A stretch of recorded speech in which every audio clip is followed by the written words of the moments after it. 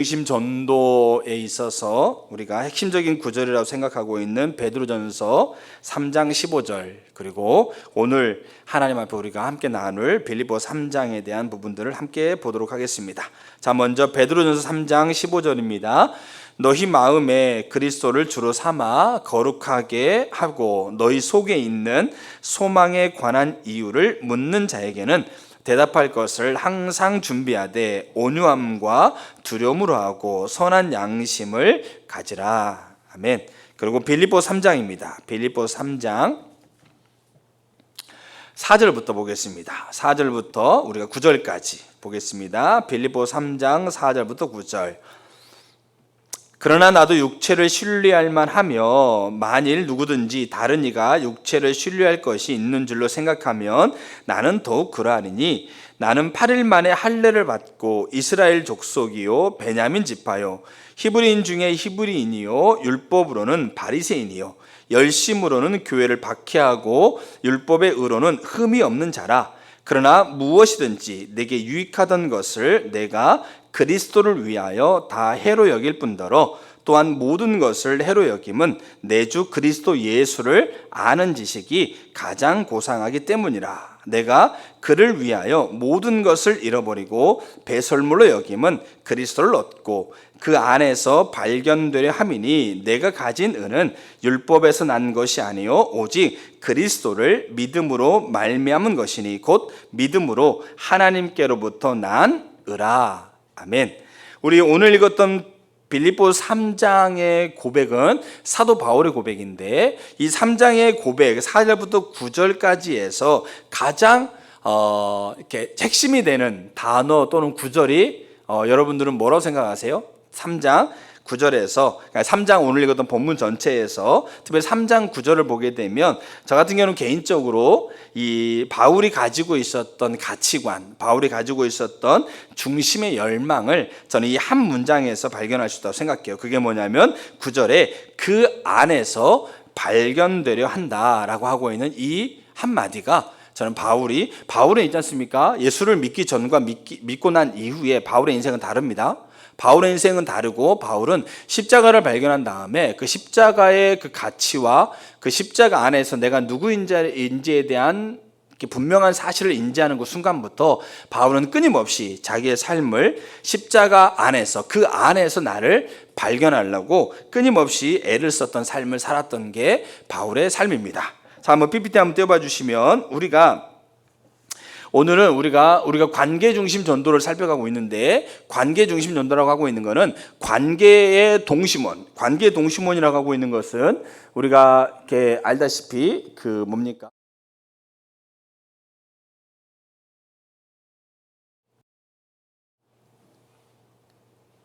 예, 이렇게 돌을 물에 던졌을 때 그 중심을 통해서 물결이 흘러가는 것처럼 나라고 하고 있는 것을 중심으로 맺어가고 있는 관계의 원을 형성하고 있는 게 관계의 동심원입니다. 그렇기 때문에 이 관계의 동심원의 자리에서 모든 관계 안에 있는 모든 자들이 중요한데, 가장 핵심적으로 중요한 곳은 어딜까요? 가장 중심부인 나라고 하고 있는 자리가 제일 중요합니다. 그래서 나라고 하고 있는 자리를 통해서 하나님의 생명이 그 관계의 동심원을 통해서 흘러가기 때문에 그렇습니다. 그래서 이 나라고 하고 있는 자리에 있는 요 자리에서 우리는 두 가지, 베드로가 읽었던 베드로전서 3장 15절에서 베드로 사도는 베드로 전후서를 썼잖아요. 이 베드로 전후서는 편지입니다.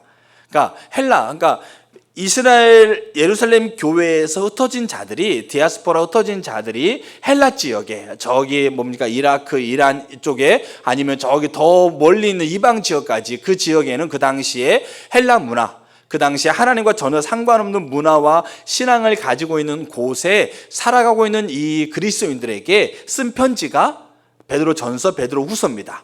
그래서 이 베드로전서, 베드로후서를 통해서 이제 그들이 어떻게 살아야 될지에 대한 이야기를 쭉 쓰면서 그 핵심적인 구절이 뭐냐면 3장 15절, 너희 마음에 그리스도를 주로 삼아라. 여기 근데 그리스도를 주로 삼아라는 말에는 두 가지 큰 축이 있습니다. 하나는 우리가 지난번에 봤던 것처럼 수직적인 관계인 하나님과 나와의 관계를 하나님의 조건과 방법으로 우리가 하나님과의 관계를 맺어야 되고, 근데 그리스도를 주로 삼아라고 하고 있는 이 말 속에는 나와의 관계, 여러분 우리는 우리 자신들을 나를 만나야 됩니다. 그러니까 나를 만나는데 내가 어떤 나를 만나느냐, 그리고 어떤 나를 만나고 그 나를 변화시키기 위해서 내가 어떻게 움직이느냐, 이런 모든 과정들이 바울이 얘기하고 있는 그리스도를 주로 삼아라고 하고 있는 그 말 속에 들어가 있는 겁니다. 그래서 우리가 관계 동심원은 이 관계가 나를 중심으로 관계가 형성되어 가는데, 이 관계는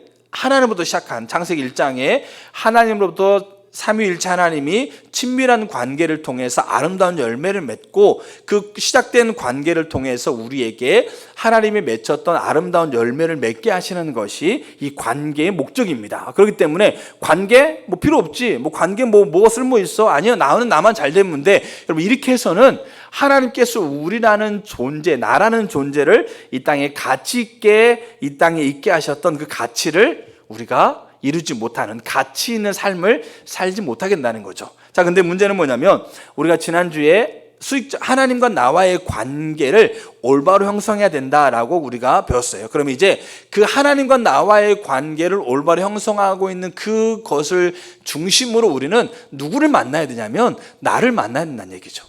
나를 만나서 나와의 관계를 우리는 올바로 균형 잡힌 관계를 가져야 돼요. 근데 올바로 균형 잡힌 관계를 갖지 않게 되면 이제 좀 더 보면 알겠지만 우리가 나와 이웃과의 관계가 안 돼요. 설령 우리가 하나님과야 나와 올바른 관계를 맺었다 할지라도 나와의 관계가 올바로 되지 않으면 우리는 우리 삶의 이웃과의 관계가 올바로 되지 않아요. 그래서 바울이 얘기하고 있는 게 뭐냐면 끊임없이 나는 그 안에서 나를 만나려고 한다. 그 안에서 내가 나를 발견하고 나를 만나고 그 안에서 나는 나와 함께 나와의 만남을 올바른 관점으로 나와의 만남을 회복하려고 한다라고 고백하고 있는 게 바울의 고백이에요. 왜냐하면 바울이 십자가 만나기 전에는 바울이 자기 자신을 만났을 때 그 만남에 어그러지는 현상이 일어났거든요. 근데 십자가를 만나고 난 다음에 바울은 끊임없이 그 안에서 자기를 만나요. 그 이야기를 우리가 살펴가려고 해요. 그러니까 2주 동안에 살펴가려고 하는데, 그 전에 이제 우리가 다음 주에 살펴볼 것, 바울이 십자가 안에서 만났던 자기 자신이 누구냐, 그 끊임없이 자기가 그 만나려고 했던, 그 안에서 발견되려고 했던 나는 누구냐, 우리 이거를 보기 전에 우리가 그 전에 전반적인 그 앞에 우리가 이해해야 될 게 있어요. 그것을 우리가 볼 텐데, 자, 우리가 저 여러분의 인간의 상태 변화가 있습니다. 상태 변화가 있는데, 우리 인간의 변화가 있는데, 자, 성경을 창세기 5장, 우리 글씨 잘 안 보이니까 한번 책을 한번 찾아보세요. 성경책을 찾아보세요. 창세기 5장 1절부터 3절까지. 자, 창세기 5장 1절 3절입니다. 여기 성경 구절을 보이신 분들은 보면 되겠고, 자, 5장 1절에 뭐라고 시작하냐면, 여러분 이게 인간의 변화입니다. 왜냐하면 인간의 변화의 시점으로 인간은 무언가 어그러진 모습을 갖게 된 거예요. 알겠죠? 이제 그걸 좀 더 보겠는데, 자, 5장 1절. 자, 이것은 뭡니까? 이제 5장에 나와 있는 이것을 얘기합니다. 아담의 뭐를 적은 책이라? 계보를 적은 책이라. 계보가 뭡니까? 계보, 족보. 아담의 자손, 가인과 아벨, 셋으로 이어지는 아담의 자손들에 대한 이야기를 쓴 책이란 얘기죠. 자, 그러면서 자, 하나님이 사람을 창조하실 때, 여기 사람은 우리가 뭐라고 보시면 돼요? 아담이라고 보시면 돼요. 아담이라는 것이 창세기 1장부터 3장에 아담이라는 첫사람 아담에 대한 얘기 나오죠. 아담의 뜻이 뭡니까? 사람이라는 뜻이에요. 알겠죠? 그래서 여기 하나님이 사람을 창조하실 때, 이 말은 하나님이 아담을 창조하실 때 이 말과 똑같은 거죠. 자, 그러면 하나님이 사람을 창조하실 때, 그때 아담을 창조하실 때 하나님이 어떻게 창조하셨어요? 하나님의 멋대로, 하나님의 모양대로. 여기 모양이라고 하고 있는 것은 창세기 1장 26절에 우리가 우리의 형상을 따라 우리의 모양대로 사람을 만들자. 거기에 형상과 모양이라는 단어가 나옵니다. 그러니까 주석을 보면 형상이라는 단어와 모양이라는 단어가 히브리어가 달라요. 그렇기 때문에 형상은 뭐 어떤 의미고 모양은 어떤 의미다라고 설명을 하는데, 그냥 우리가 생각할 때 요 두 개가 같은 말이다 이렇게 생각하면 좋아요. 알겠죠? 뭐 이런 게 좀 차이가 있긴 한데 두 개의 형상이라는 말과 모양이라는 말이 같은 말이에요. 그러면 하나님이 아담을 만들 때 어떻게 했다는 거죠? 하나님의 형상을 아담에게 덧입히신 거예요. 그렇기 때문에 아담 이후로 되어지는 사람들이 뭐가 가능해졌냐면 하나님과 인격적인 관계가 가능해진 거예요.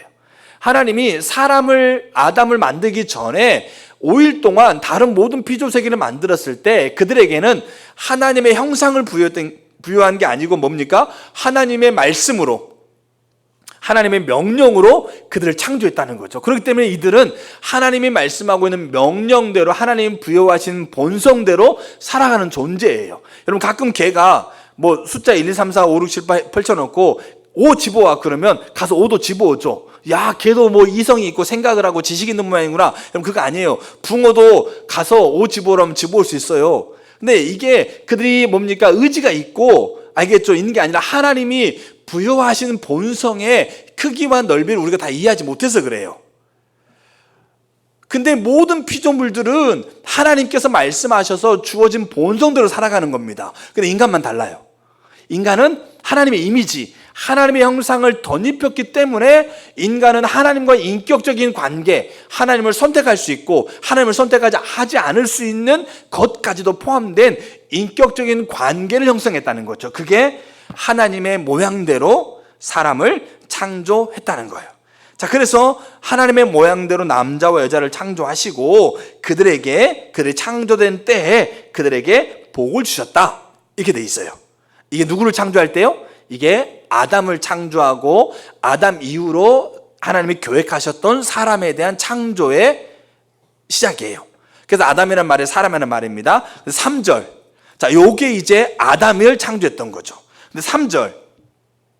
아담은 130세에 셋을 낳았는데, 그러니까 3명을 낳았다는 얘기 아니에요. 알겠죠? 그 셋째 아들이 셋이라는 얘기죠. 그럼 첫째 아들의 이름이 뭘까요? 첫째 아들의 이름 가인, 둘째 아들의 이름 아벨. 그래서 둘이 제사 지내다가 형이 동생을 돌로 쳐서 죽이는 인류 최초의 살인사건이 벌어지죠. 그래서 아벨은 제사 지내다가 형의 돌에 맞아 죽고, 그래서 가인만 남았고, 가인은 이제 정처 없이 떠돌아다니는 방황자가 되는데, 그래서 이제 아담 이후에 아담의 계보를 이어가기 위해서 이제 대표적인 계보성으로 셋을 하나님이 허락하신 거라는 거죠. 그래서 아담이 130세에 셋을 낳아요. 근데 셋을 낳았는데 문제는 뭐냐면 그를 어떻게 낳는가 중요해요. 아담이 뭐로 창조됐다고요? 하나님의 형상으로 창조된 아담인데, 아담이 어떤 사건을 통해서 아담 이후로 이제 낳은 자손이 뭐가 되는 거죠? 하나님의 형상을 그대로 부여받은 낳아야 될 자손들인데, 아담의 계보를 쓰면서 아담 이후로 태어난 자손들, 가인과 아벨 셋으로 비롯한 태어난 자손들이 뭐라고 됐냐면 자기의 모양, 곧 자기의 형상과 같은 아들을 낳았다, 이렇게 돼 있어요. 누구와 똑같은 아들이에요? 자기와 닮은 아들. 그래서 여러분의 아들들이, 여러분 딸들이 여러분 닮은 거예요. 알겠죠? 왜 이 아들은 이렇지? 왜요? 여러분 닮아서 그런 거예요. 그러니까 아담이 자기와 똑 닮은, 그러니까 자기의 뭐 기질, 자기의 성품, 자기의 뭐 오똑한 코, 뭐 부리부리한 눈, 이거를 주었다는 얘기가 아니고, 하나님의 형상이 하나님의 모양, 하나님의 코, 하나님의 입, 이런 모양으로 만들었다는 얘기가 아니라 하나님이 가지고 있는 이미지와 하나님과의 관계를 맺을 수 있는 그 자격을 부여했던 것처럼, 아담이 이제 아이를 낳았는데, 아담이 인류의 대표인데, 아담으로부터 태어난 아이들은 어떤 아이들이라는 거죠? 아담의 모습대로, 아담의 모양을 닮은 그와 똑같은 아이들이 태어나는 거예요. 그래서 아담 이후의 모든 인류들은 다 뭘 가지고 태어나요? 아담과 똑같은 상태를 가지고 태어난다는 얘기예요. 우리가 원하든 원치 않든 아담의 후손들은, 아담의 인류의 대표니까 모든 인류는 아담과 똑같은 상태를 가지고 태어나요. 이거를 아담적인 본성은 뭡니까? 아담이 뭔가 사건을 일으켰는데 이 사건에 가지고 있었던 결과물들을 그대로 가지고 태어난 것, 이렇게 얘기를 하는 거예요. 제가 광산 김씨입니다. 그럼 저는 지금 광산김씨로 태어났는데 제가 원치 않든 원하든 저는 누군가 제 이 광산김씨라고 하고 있는 그 김씨의 누군가가 뭡니까? 시작했기 때문에 제가 원하든 원치 않든 광산김이라고 하고 있는 이 김씨의 성을 가지고 태어난 거예요. 그런 것처럼 여러분들이 원하든 원치 않든 우리는 아담의 본성, 아담이 뭔가를 했던 결과물들을 우리는 가지고 태어난다. 이게 아담적인 본성이라고 얘기하고 있는 거예요. 그게 인간의 변화예요. 인류의 변화. 성경은 분명하게 사람의 계보, 아담의 계보를 적어놓으면서 아담 이후로 모든 이들은 아담과 똑같은 모습으로 태어났다. 아담의 본성을 부여받고 태어났다. 알겠죠? 자, 그게 하나님께서 우리 아담은 하나님의 모양대로. 그러나 아담이 뭔가 사건이 벌어진 다음에 아담 이후로 가인과 아벨, 셋을 포함해서 아담의 계보는 아담의 모양대로. 이게 성경이 선언하고 있는 바예요. 자, 그래서 이제 이게 인간의 상태 변화입니다. 자, 그렇게 되었을 때 나의 상태, 그러니까 내가 나를 만나는 거예요. 알겠죠? 내가 나를 만날 때 내가 만나는 나는 어떤 상태냐 이거죠. 태어날 때부터 어떤 상태냐면 자 보세요. 나의 모습이 있는데 나의 모습이 어떤 상태로 태어나게 되냐면 이런 상태로 태어나요. 알겠죠? 뭐 때문에? 아담적인 본성 때문에. 우리가 태어날 때부터 우리는 요 불균형의 상태, 균형이 아니라 올바르고 똑바로 된 상태가 아니라 불균형의 상태에서 태어난다는 얘기죠. 그러면 이 불균형의 상태에서 태어나고 있는 우리의 모습이 어떤 모습이 있을까라고 하고 있는 것들을 우리는 어디에서 볼 수 있냐면 아담이 그렇게 하나님의 형상으로 창조됐던 아담이 자기 형상으로 사람을 자손들을 태어나게 하고 있는 이 인간의 변화를 겪기 위해서 과연 무슨 일이 일어났는가? 그 일어나는 것 안에서 어떤 결과가 일어났는가를 우리는 살펴보면 돼요. 그럼 우리는 그 결과물을 그대로 갖고 불균형의 상태로 태어난다는 얘기죠. 그럼 그게 그 장면이 어디에 있을까요? 그 장면이 아담이 선악과를 따먹는 그곳에 그 장면이 들어있다는 거죠. 그럼 선악과를 따먹는 장면 어디냐? 여기 안 나오니까 한번 창세기 3장을 한번 보세요. 창세기 3장 7절부터 선악과를 따먹는 장면이 나오고 그 선악과를 따먹는 즉시 아담에게 되어주는 결과들이 있어요. 그 결과를 우리는 그대로 갖고 태어난 거죠. 그게 하나님의 형상, 하나님의 모습으로 창조됐을 때는 없었던 거예요. 근데 3장 6절에 보게 되면 그 마지막 구절은 뭐라고 그러냐면 남편에게 주매 그도 먹은지라. 알겠죠? 하와가 먼저 먹고 남편에게 주었을 때 아담이 먹었어요. 자, 먹었을 때 7절 이해라고 하고 있는 그 즉시 바로 이거예요. 그들의 눈이 밝아져 자기들이 벗은 줄 알고, 여기 눈이 밝아져 알았다는 말의 히브리 원문상에는 뭐냐면 그들이 보지 말아야 할 거 봤다 이런 얘기예요. 자, 그들이 눈이 밝아져 자기들이 벗은 줄 알았다. 자, 이게 무슨 말이냐면 아담이 선악과 먹기 전에 창조주였을까요? 피조물이었을까요? 뭐였을까요? 피조물이었죠. 그럼 선악과 먹고 난 이후에도 아담은 창조주입니까? 피조물입니까? 피조물이죠. 그러면 선악과를 따먹기 전에 아담은 자기가 피조물이라는 사실 때문에 열등감이라든지 알겠죠? 이런 뭡니까? 우울감에 빠졌을까요? 안 빠졌을까요? 안 빠졌죠. 선악과를 먹기 전에는 자기가 피조물, 창조주가 계시고 자기가 피조물이라는 사실 때문에 열등감을 느끼지 않았어요. 근데 선악과를 따먹고 눈이 밝아지다 보니까 자기 존재가, 창조주가, 우리가 여러분 있지 않습니까? 뭣도 모르고 살 때는 몰랐는 거야. 어렸을 때는 얘가 뭐 돈이 많든 뭐 돈이 적든 몰라. 근데 돈의 가치를 알고 저 집보다 내 집이 더 못 산다 딱 알아버리는 순간 뭐가 돼 있어요? 쟤들은 뭐 잘 사고 잘 가지고 있는데 나는 못 사네라고 그걸 딱 알아버리는 순간 뭐합니까? 나는 열등감을 느낀다는 얘기죠.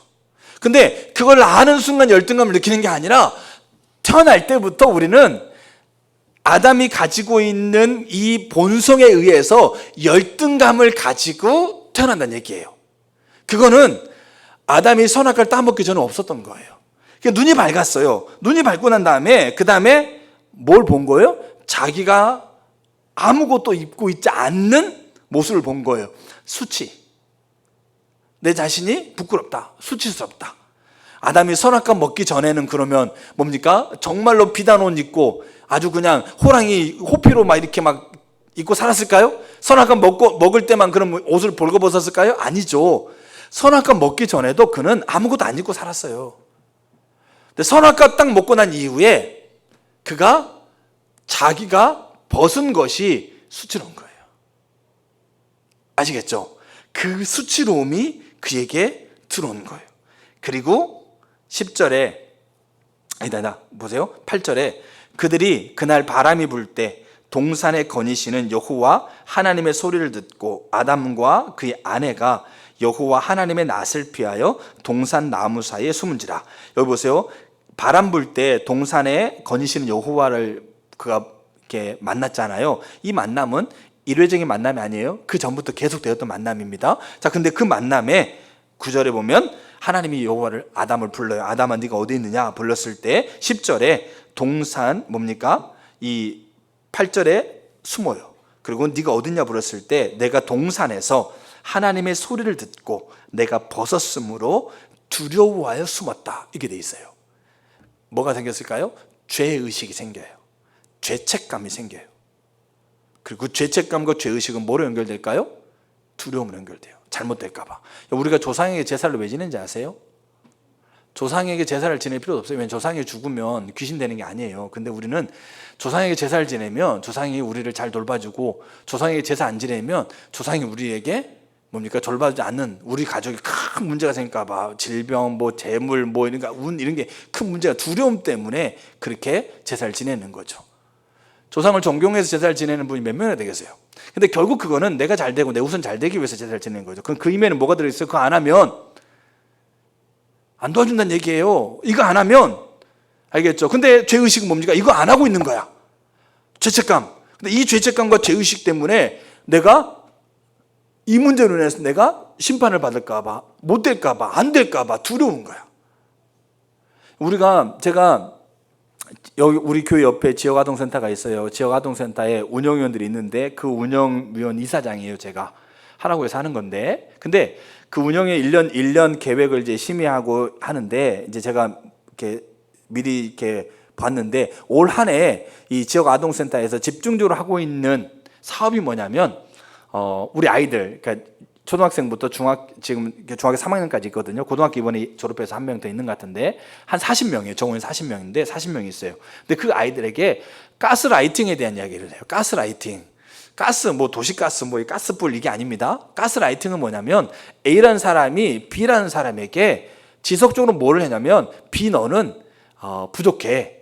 B 너는 스스로 어떤 일을 결정할 수 있는 권한이 없어. 너는 잘 결정하지 못해. 너는 심신적으로 너무 미약하고 혼돈이 있기 때문에 잘 결정할 수 없어. 그래서 내가 너의 결정을 도와주시는 존재야라고 끊임없이 그렇게 주주해 놓고, 나는 부족해, 나는 못해, 나는 안 되는 모양이구나, 나는 정말 이렇게 뭡니까? 이게 이렇게 내가 결정하는 거는 큰일 나는 모양이구나. 그렇게 끊임없이 심신미약으로 끊임없이 그렇게 주의시켜 놓고 자기가 원하는 대로 그걸 끌어가는 거예요. 그게 가스라이팅이에요. 이게 권위와 똑같은 거예요. 권위와. 근데요, 죄의식은 뭐가 있어요? 내가 그것 때문에 벌받고 두려워하고 떠는 것 때문에 사단이 우리를 가스라이팅 한다는 얘기예요. 끊임없이. 근데요, 선악과 따먹기 전에 죄의식 없었어요.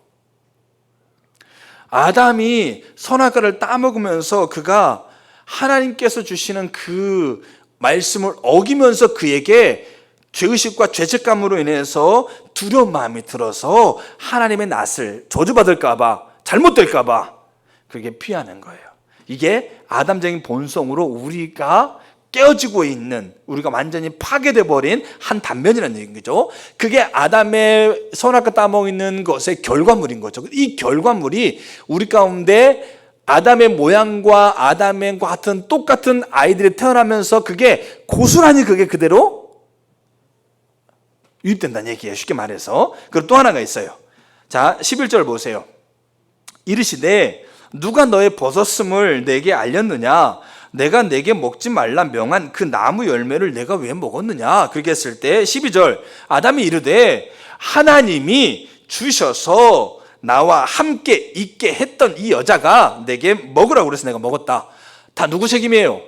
일단 첫 번째, 하나님이 데리고 왔다. 하나님이 같이 있게 했는데 이 여자가 내게 줬다. 내가 먹었다. 이게 뭡니까? 분노를 표출하는, 원망을 표출하고 있는 거예요. 자, 그래서 보세요. 우리가 불균형의 상태는 뭐냐면 열등감, 죄의식, 죄책감, 수치심, 굶주린 마음, 분노, 알겠죠? 두려운 마음. 이게 우리가 태어날 때부터 불균형의 상태로 우리가 태어난다는 얘기예요. 그리고 이 나를 내가 만난다는 얘기예요. 여러분, 우리는 우리 인생에서요, 여러분 자신들을 끊임없이 만나고 있는 거예요. 근데 만났을 때 우리가 원하든 원치 않든 우리는 이 불균형의 상태로 우리는 태어난다는 얘기고, 이 불균형의 상태를 만나요. 그래서 오스카 탐슨 이 목사님이 그 심리학 학회에서 강의하면서 이런 얘기를 썼어요. 여러분, 사람이 6세 이전에 95% 아이들이 열등감을 갖습니다. 그렇게 얘기했어요. 그랬더니 그 안에 있는 심리학자 한 분이 손들면서 그건 거짓말이다. 그러면 뭐라고 하는지 아세요? 95%가 아니라 100%다. 사람은 6세 이전에 100% 열등감을 가져. 아니요, 지금 더 빨라요.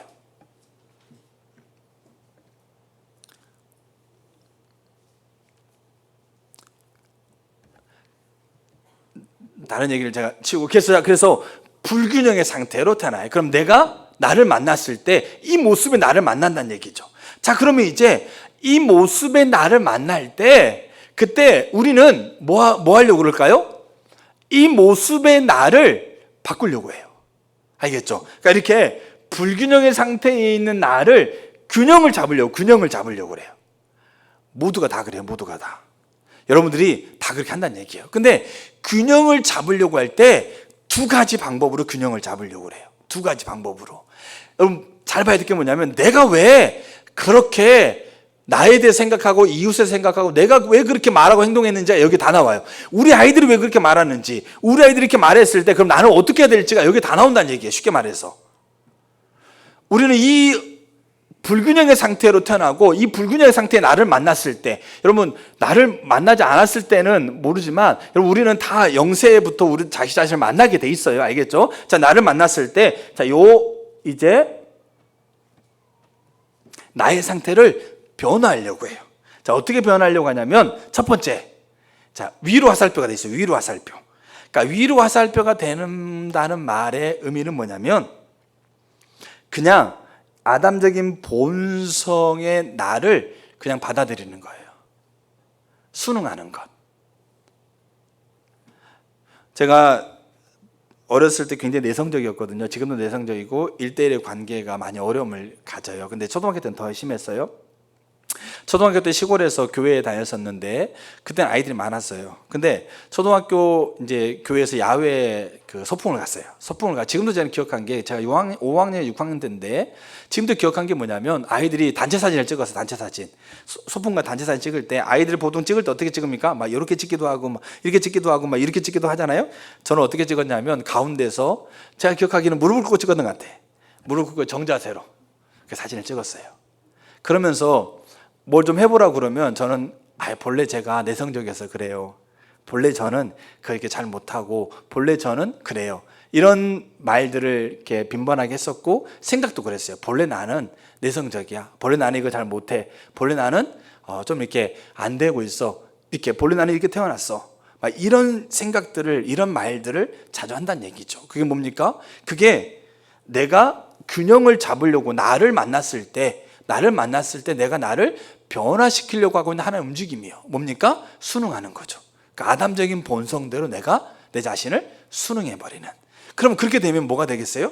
그렇게 돼버리면 우리는 이런 부분들이 나타나요. 뭡니까? 열등감.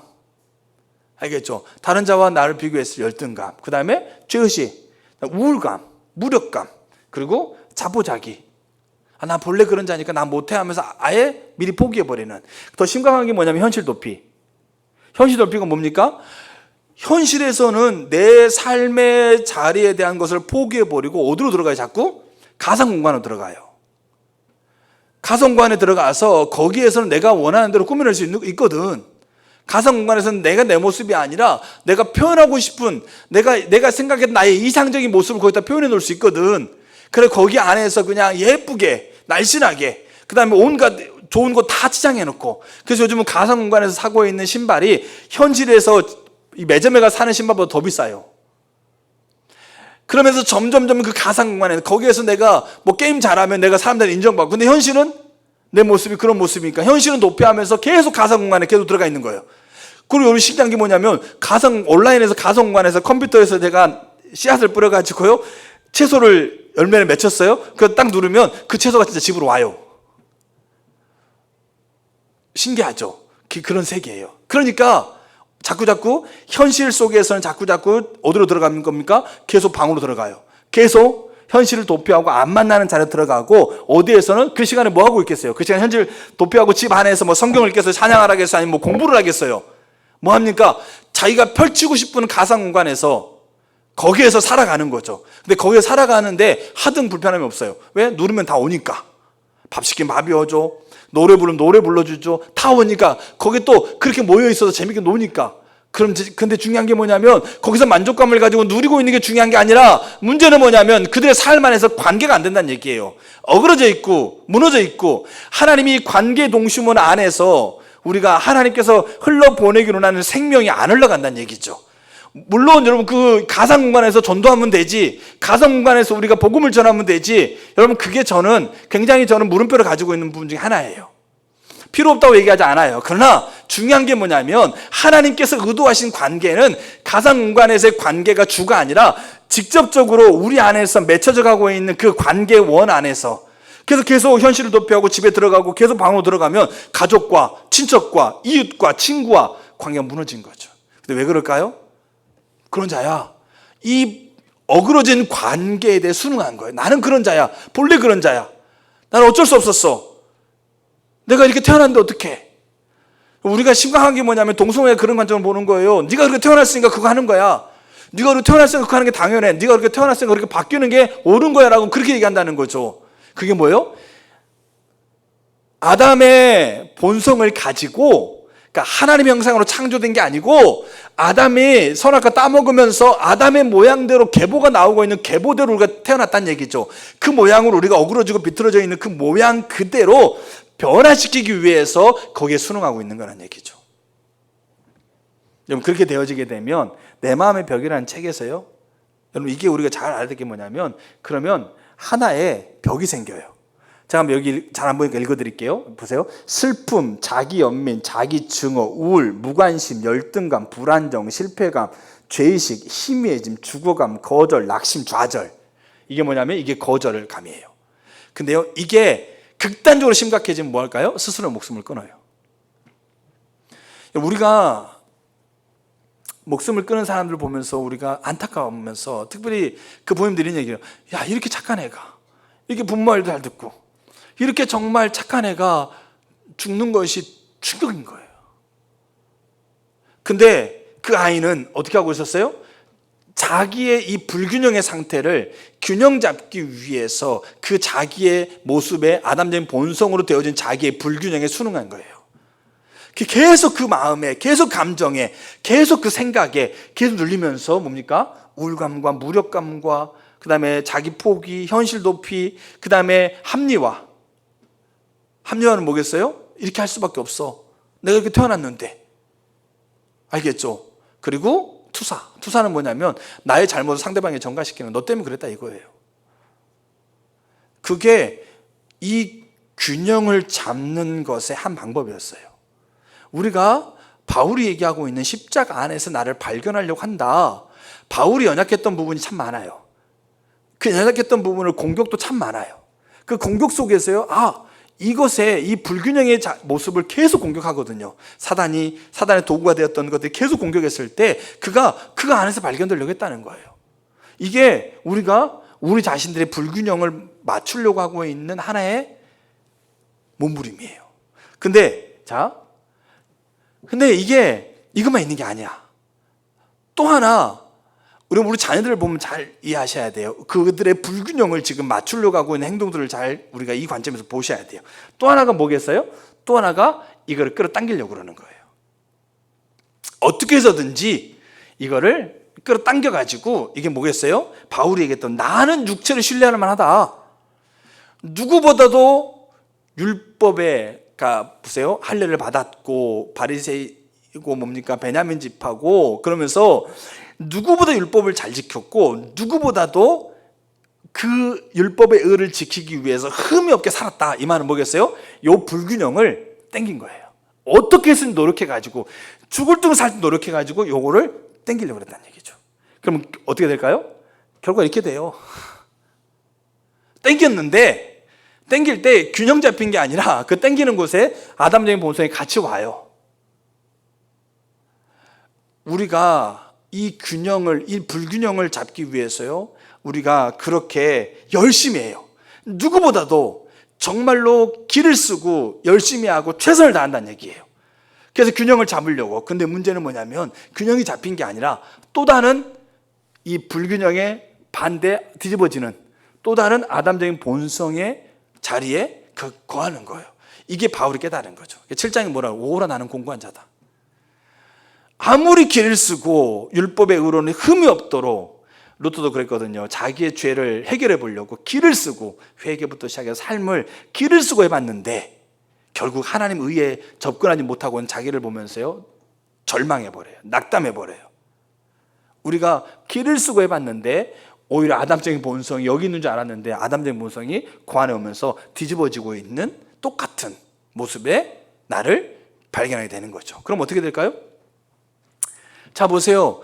기를 쓰고 땡기고 했던 사람들은 뭐가 생깁니까? 우월감.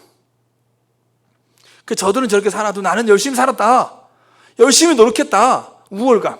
그리고 원망. 원망은 뭐겠어요? 나 이렇게 살았는데 세상이 부조리하다. 태어날 때부터 나는 왜 열심히 살아 안 되는 게 뭐다? 내 부모는 흙수저를 줬고 그렇죠? 저 친구의 부모는 금수저를 줬다. 부조리하다, 원망한다는 거죠. 알겠죠? 끊임없이 잘 살아보려고 했는데 안 되는 거예요. 여전히 뭡니까? 이 안에 있는 죄책감, 죄의식, 두려움, 분노 이런 것들이 여전히 있어서 이게 균형이 잡히지 않는 거예요. 그러니까 원망하는 거예요. 자, 그러면서 뭡니까? 배우려 하지도 않고 질투. 여기에서도요 자기 합리화, 투사가 다 여기 들어있어요. 그러면 어떻게 되냐면 잘 보세요. 내 마음의 벽이라는 책에서 또 한쪽의 측면을 얘기하고요, 또 한쪽의 측면에 벽이 생겨요. 이 벽이 뭐냐? 자, 한번 읽어드릴게요. 적개심, 자만심, 복잡한 궤변, 심적 고조와 심적 저조, 우월감, 경쟁심, 굴림, 완고함, 조종, 고집, 배우려 하지 않은 망상, 원망, 비관, 지배, 소유욕. 요게 반항이에요. 반항. 이렇게 나와요. 그럼 여기에 극단이 뭔지 아세요? 극단이 나를 해치는 게 아니고 누구를 해쳐요? 타인을 해쳐요. 살인. 극단이에요. 극단. 이게 우리가 우리 자신을 균형 잡으려고, 왜냐하면 아담과 같은 모양으로 태어난 모습으로 태어났기 때문에 나를 만나면서 이 나를 바꾸려고 노력하고 있는 우리의 어마무시한 노력이라는 얘기죠. 근데 문제는 뭐냐면 우리가 이 두 가지의 벽 안에서 왔다 갔다 해요. 어떨 때는 순응했다가, 어떨 때는 기를 쓰고 해봤다가, 또 어떤 데 순응하면서 우울감 무력감 들고 우울감 들었다가, 아니야 살아봐야지 그러면서 열심히 노력하고 또 안 되는 것 열심히 노력하면서 또 그렇게 살아가고 있는 사람, 야 너희들 그렇게 사네, 나는 그래도 좀 잘 살려고 노력하고 있어. 아니면 야 그렇게도 안 되는 내 모습 보면서 원망하기도 하고. 근데 더 심각한 건 뭐냐면 우리가 우리 자녀들한테 이렇게 얘기를 해요. 자녀들도 또한 똑같이 순응하려고 했을 때 좀 소극적이잖아요. 그러면 야 왜 이렇게 소극적으로 살아? 너 내가 웅변학원도 좀 보내줘 볼까? 뭐 좀 배워볼래? 이러면서 더 적극적으로 살리게 하려고 하고, 아주 그냥 적극적이야. 더 적극적이야. 그러면 야 왜 그렇게 막 나대냐?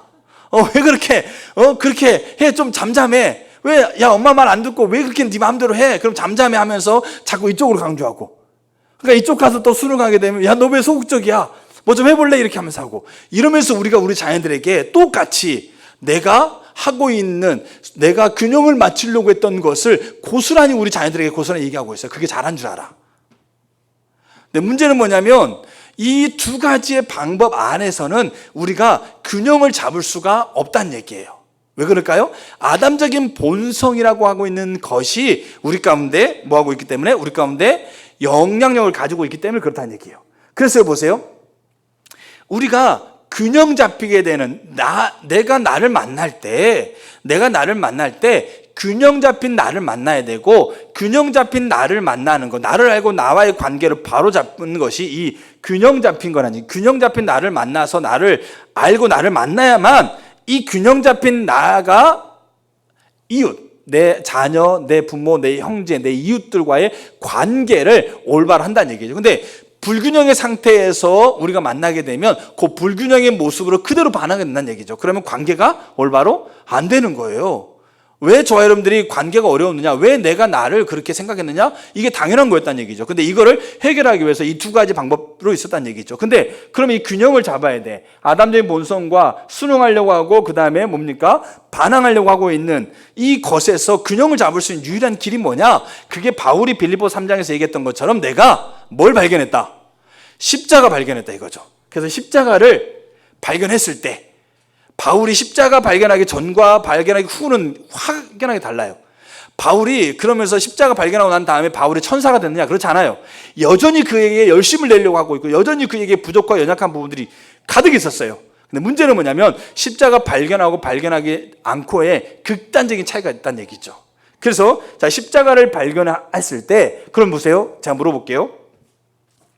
십자가를 발견하고, 이 말은 십자가에서 올바른 조건이 있죠, 조건. 우리가 지난 봤던 하나님을 알고 하나님을 구원자 주로 받아들이고, 그것을 우리가 반복적으로 우리가 살아야 되는 이 하나님의 조건을 받아들이는 게 우리가 십자가를 만나는 거예요. 그럼 이 십자가를 만났을 때, 자, 이 아담적인 본성과 순응하려고 반항하려고 하는 게 싹 사라질까요? 여전히 있을까요? 어떻게 생각하세요? 여러분 자신을 보면 금방 알아요. 여러분 십자가 만나고 난 다음에 아담적인 본성이 싹 사라졌어요? 아니면 십자가 만나도 여전히 우울감도 있고 죄책감도 있고 여전히 분노도 있고, 또 거기에 대해서 순응하려고 하면 내 모습도 있고, 그리고 반항하려고 하면 내 모습도 있어요 없어요? 있다는 얘기예요. 십자가 만난 다음에 균형을 잡았다고 그랬는데 왜 그렇지? 왜 내가 그래서 어떤 분은 그렇게 얘기를, 나 구원받지 않은 거 아니야? 십자가로 구원받았으면 그 안에서 다 싹 사라져야 되는 거 아니야? 여전히 나는 왜 시기가 있고 질투가 있고, 여전히 나는 왜 이런 마음들 가운데, 이런 생각 가운데 여전히 나는 얽매이고 있지? 우리가 그런 생각 많이 해봐요. 저도 굉장히 많이 했어요. 왜 나는 십자가를, 예수를 믿는데 왜 나는 여전히 내가 좋아하는 것 하면서 거기에 막 마음이 빼앗기고 있지? 여러분 이런 생각 참 많이, 그 고민 정말 많이 했어요. 근데 보세요, 우리가 기억해야 될 게 뭐냐면 십자가를 만나도 여전히 아담적인 본성과 순응하려고 끌어당기려고 하고 있는 게 여전히 있어요. 여전히 있어. 근데 제가 이걸 어떻게 표현하냐면, 잘 보세요. 여기 색깔로 표현했다가 이걸 이제 색깔이 없는 걸 표현했죠. 근데 이 차이가 있다는 얘기죠. 이 차이가. 그럼 이 차이에 대한 이야기를 우리가 요 다음에 봐야 돼요. 그리고 바울이 만났던 십자가에서 바울은 자기 자신을, 어떤 자기 자신을 만났는가를 봐야 돼요. 그 만남을 바울이 얘기하고 있는 것처럼 나는 그 안에서 발견되려고 길을 쓰고 선다라고 얘기하고 있는, 그게 나를 만나는 거예요. 그게 여러분들이 여러분 자신을 만나는 거예요. 속지 않아야 돼요. 십자가를 만난 사람들은 그 십자가 안에서 내 자신을 만나는 것이 되어지는 거예요. 그리고 그게 실제 자기예요. 근데 속는 거예요. 계속 우리가 이 아담적인 본성이, 왜냐하면 아담적인 본성이 있어요. 순응하려고 반항하려고 있어요. 근데 이게 영향을 끼치지 못하고 있는데 여전히 영향을 끼친 건 속는 거란 얘기예요. 십자가 이후에는 우리가 그때 영향이 없어요. 자, 그러면 그게 왜 영향 없는가에 대한 이야기를 간단하게 볼게요. 자, 보세요. 자, 생각인 게 생각이 있어요. 생각. 그럼 생각이 있으면, 그럼 생각은 뭐를 만들까요? 생각. 보세요. 집에 밥솥이 고장났네. 밥솥이 있어야 되겠네. 밥솥이 있어야지. 밥솥이 있어야 되겠네. 그 생각을 계속해요. 그러면 그 다음 뭐 합니까? 그 다음에 밥솥을 사러 가요. 알겠죠? 그러니까 생각이 뭘 낳냐면 행동을 낳게 돼 있어요.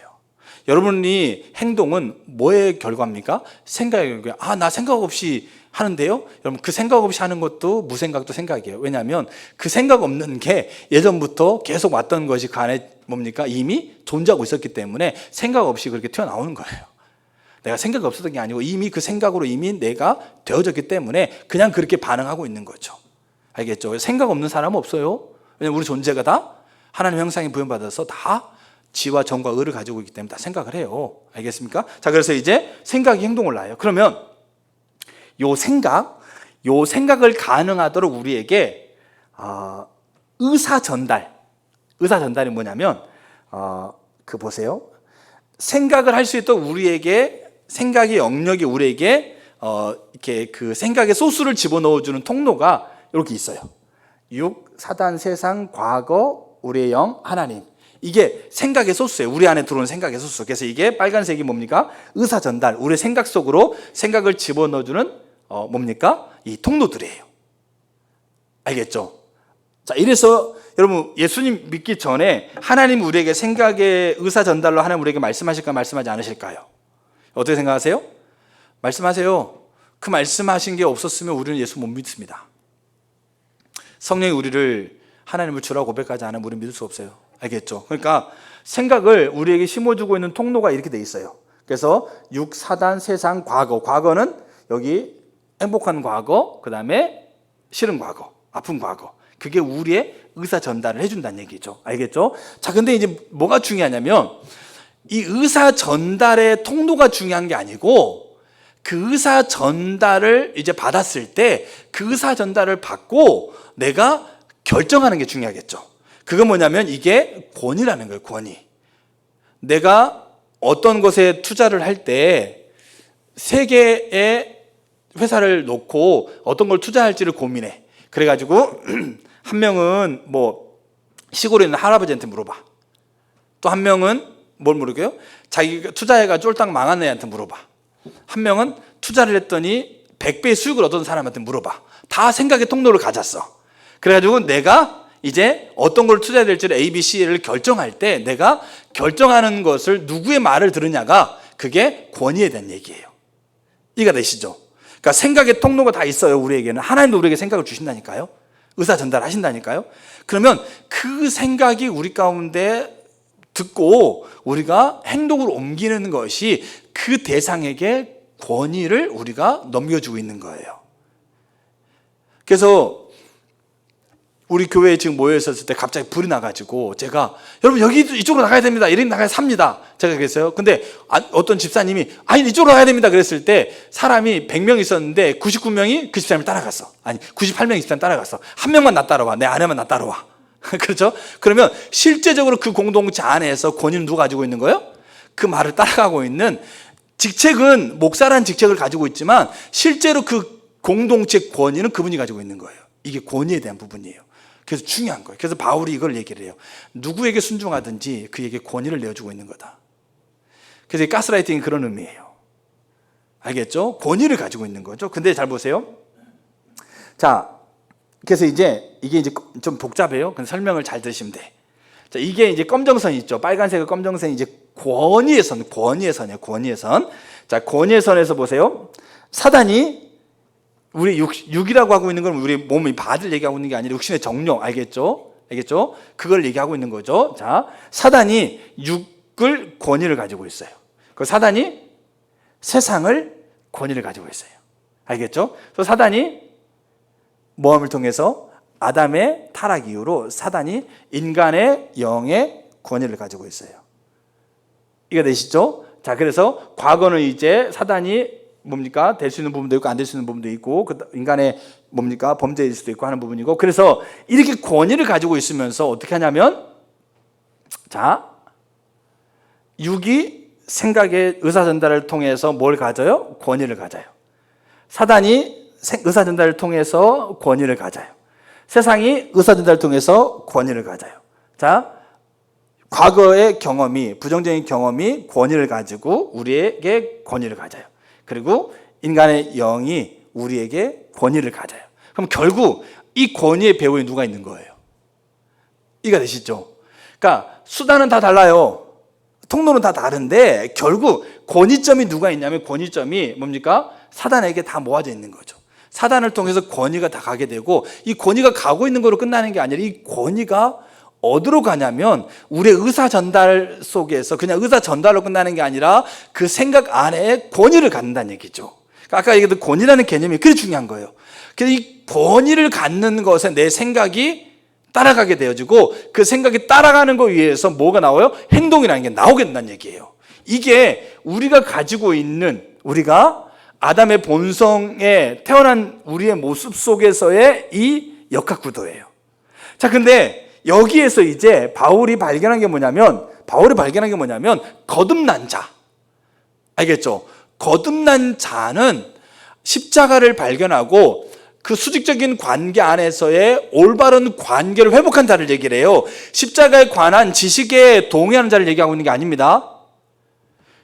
알겠죠? 십자가를 발견하고 그 십자가 앞에 내가 하나님과의 올바른 조건과 방법으로 내가 선 자들을 얘기해요. 거듭난 자. 자, 거듭난 자는 잘 보세요. 십자가가 이제 우리 앞에, 우리 생각 앞에 서게 되는 거죠. 자, 그래서 사단이 권위를 가지고 거듭난 영의 권위를 가지고 가려고 했을 때 누가 막아요? 십자가 막아요. 그리고 사단이 육에게 권위를 줘서 육이 우리에게 육이 생각을 집어넣을 수 있어요. 생각이 의사 전달의 수단은 계속 된다니까요. 근데 그 육이 우리에게 권위를 가지려고 하고 있는 것을 십자가가 막아요. 그리고 사단이 직접 우리에게 권위를 가지고 우리의 생각을 심어주는 것에 권위까지 우리에게 두려고 하고 있는 것을 십자가가 막습니다. 세상 마찬가지고, 그 다음에 과거도 마찬가지예요. 과거도 권위를 가지려고 하고 있는 것에 십자가가 막아서는 거예요. 이게, 그리고 뭐가 생기냐면 새로운 권위의 선이 생겨. 알겠죠? 그럼 새로운 권위의 선은 뭐겠어요? 하나님이 인간의 영의 권위를 갖고, 그리고 하나님이 직접적으로 하나님 주신 생각에 권위를 갖는, 그리고 인간의 영으로부터 들어오고 있는 이것의 권위의 중심이 누가 되는 겁니까? 하나님이 되는 거예요. 그러면 우리가 아까 봤죠? 아담적인 본성이 여전히 존재해요. 순응하려고 하고 반항하려고 하는 게 여전히 존재합니다. 근데 문제는 뭐냐면 그 것에 대한 권위가 다 어디에서 막혀버렸어요? 십자가에서 막혀버린 거예요. 바울이 이거 발견한 거예요. 그래서 이거를 가장 고상한 가치, 가장 최고의 가치, 나를 살리고 나와 나를 만나게 하고 올바로 나를 만나게 해서 나와 이웃을 만나게 하고 나의 가치를, 나의 존재를 진정으로 가치 있게 하고 있는 가장 최고의 가치다. 뭐가? 십자가가. 이거 만난 거였어요. 그리고 이 십자가 만나고, 근데 문제는 뭐냐면 우리가요, 예수님 믿고 나서 이 자유케 된 자아란 책에서 보게 되면 사람을 이 생각을 절반으로 나누더라고요. 나누면서 우리가 어떤 부분에 한해서는 이렇게 새로운 권위의 선이 되어지는 부분이 있어요. 근데 여전히 우리는 어떤 부분 안에서는 이쪽 부분에서는 새로운 권위의 선으로 우리 가운데 들어오는 게 아니고 어떻게? 우리 가운데 예전에 있었던 권위의 선이 여전히 권위를 잡고 있는 게 있어요. 구원받은 자라 할지라도. 근데 우리가 그게 우리의 존재가 아니라는 걸 뭐 해야 되는 거죠? 우리가 십자가 안에서 내가 누구인지를 만나야 돼요. 바울은 자기 자신을 어디서 만났겠어요? 자기 자신을 십자가에서 만났어요.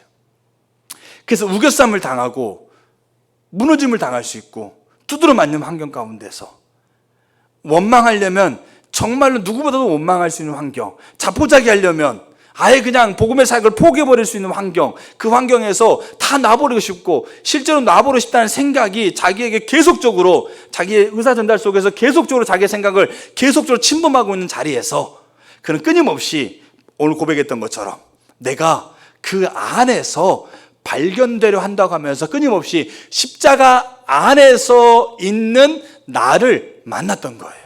나를 알고 그 나를 만나는 것을 계속했기 때문에 그래서 바울은 이 불균형의 자리에서 균형을 잡히려고 했던, 정말로 길을 쓰고 살아보려고 했던 그 노력마저 내려버린 거죠.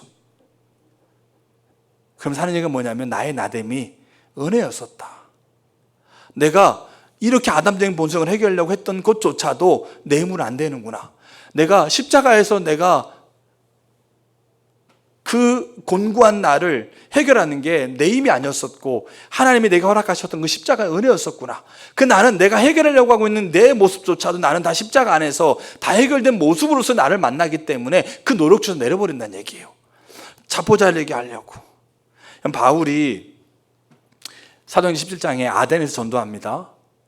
바울이 예수님 믿고 나서 전도하는 거예요. 아덴에 전도했을 때요, 바울이 기가 막히게 전도합니다. 철학적인 창조론에서도 기독론까지 철학적으로, 아덴은 철학의 도시였기 때문에 알지 못하는 신에게까지 막 경배를 드리려고 하고 있는 들에게 철학적으로 그들을 설득하고 논리적으로 그들을 설명합니다. 바울이 가지고 있는 모든 지식을 총동원해서. 근데요, 바울의 선교 사역에서 가장 실패했던 곳을 꼽자면 아덴이에요. 그리고 아덴에서가 고린도 넘어가요. 고린도 전서 1장 후반 30절. 예수님은 하나님께 나와서 우리의 지혜와 의로움과 거룩함 구원함 되셨다. 이게 고린도서 1장 30절. 이 장에 나는 하나님만 알기를 작정한다. 알겠죠? 그게 그리스도 십자가 아래서 복음을 받아들인 자로서 그 삶에서 여전히 십자가 안에서 자기를 발견하지 못했을 때는 뭐가 나오더라?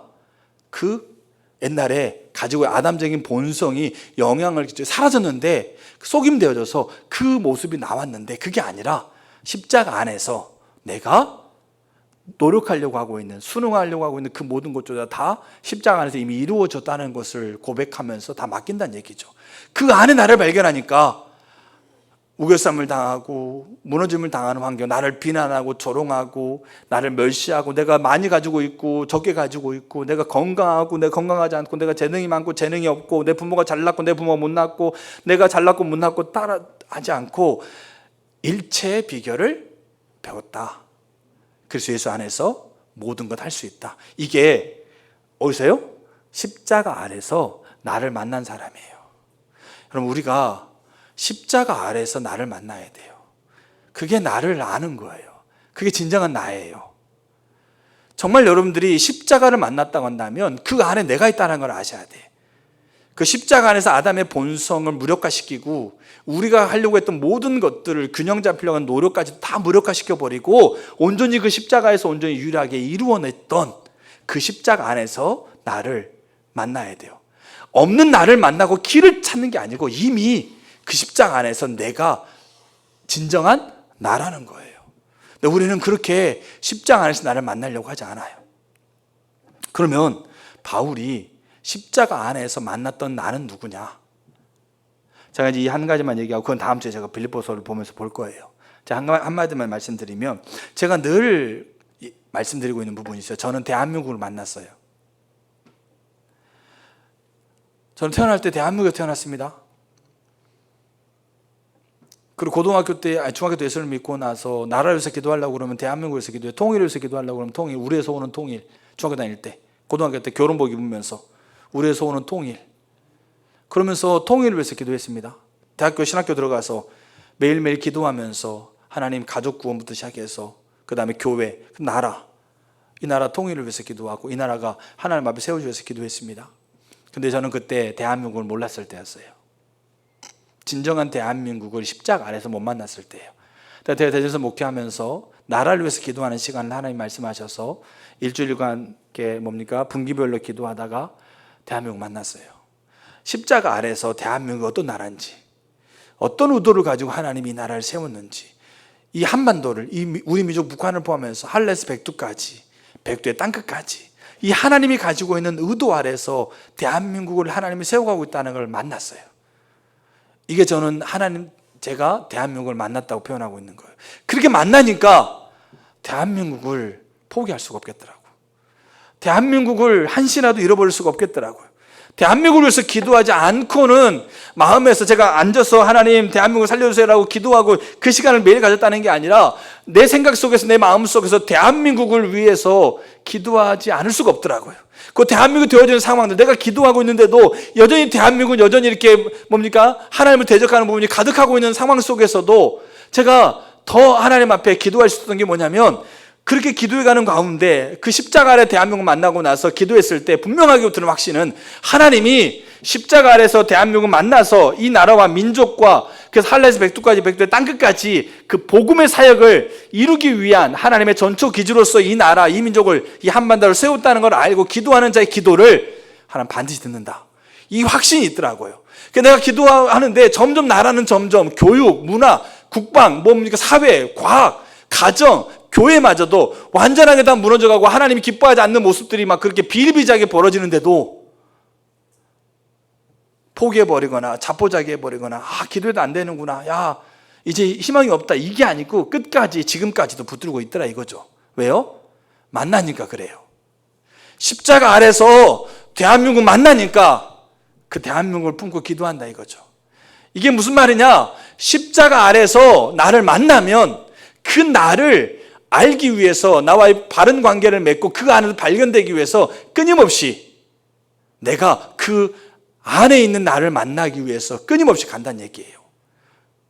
그러면 이 순응하려고 하고 아담적인 본성이 사라졌는데도 속으면서 순응하려고 하고 아니요 반항하려고 하고 있는 이 자리에 설 수밖에 없는 환경들이 비일비재해요. 우리가 주변으로부터 예수 믿는 사람은 그냥 한 단계 깔보고 넘어가기도 하고 손해를 줘도 무시당해도 괜찮다고 생각하는 이 은연중에 이 팽배해지는 세상의 분위기, 내가 예수 믿는 것 때문에 당연히 손해를 당해야 될 것처럼 보이는 위축되어 있는, 그래서 내가 예수 믿는다는 얘기도 못하고 있고 예수 믿는다는 것도 그냥 농담식으로 나도 교회 다녀, 나도 그렇게 할 수 있어 이러면서 농담식으로 꺼낼 수밖에 없는 그 비참한 현실 속에서 자괴감 느끼면서 우울감 느끼면서 내가 뭐 하고 있는 거냐 지금, 나 신앙생활 잘하고 있는 거야? 이게 신앙이면 나 신앙생활 안 할 거, 이러면서 신앙생활을 떠나버린 사람이 얼마나 많아요. 그때 자기 자신을 진정으로 만났다고 한다면, 십자가 아래 나를 만나는 자리에 섰다고 한다면, 그래 이 상황에서 이런 얘기를 듣고 이런 뭡니까 태도를 당하고 이런 뭡니까 대우를 당해도 내가 그런 사람 아니야.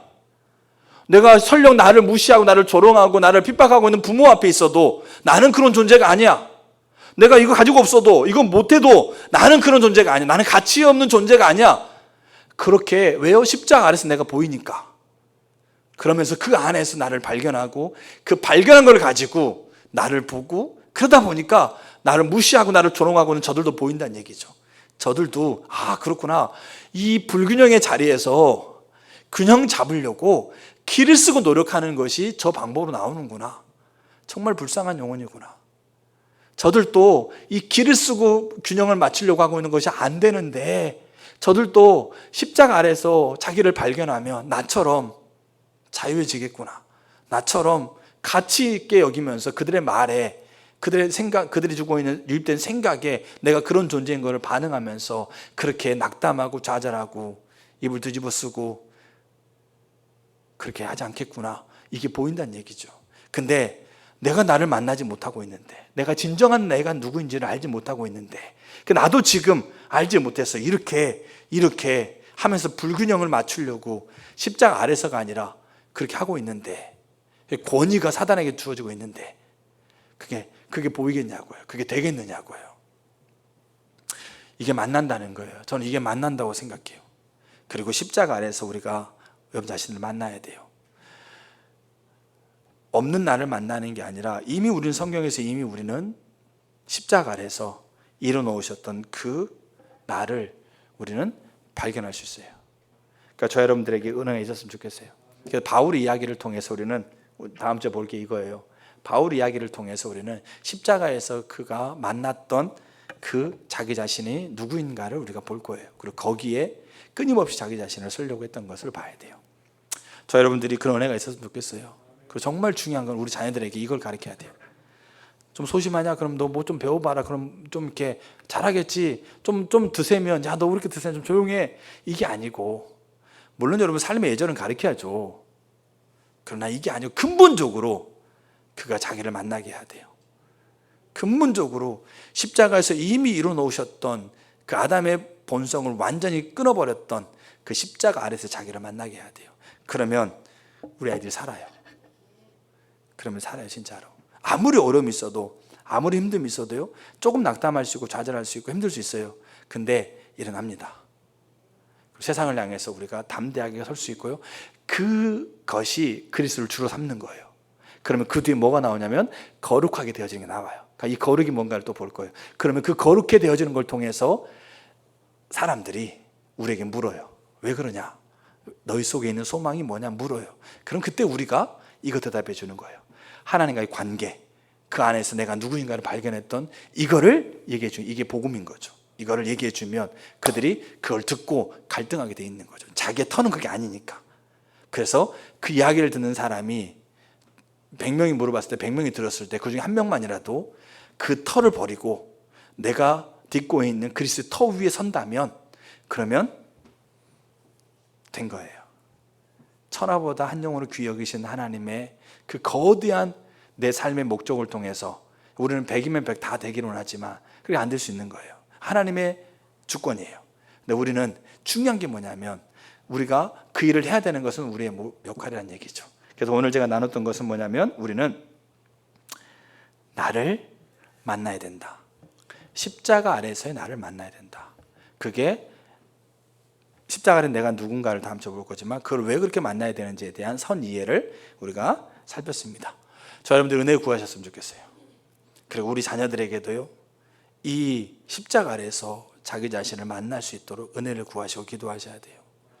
조금 공부, 조금 뭐 이렇게 잘하고 못하고 이게 아니고 근본적으로 이게 이루어질 수 있도록 여러분 기도하시고 은혜를 구하셔야 돼요. 먼저 여러분 자신들이 그렇게 하셔야 돼요. 그래야 우리 자녀를 그 관점에서 바라보게 돼 있어요.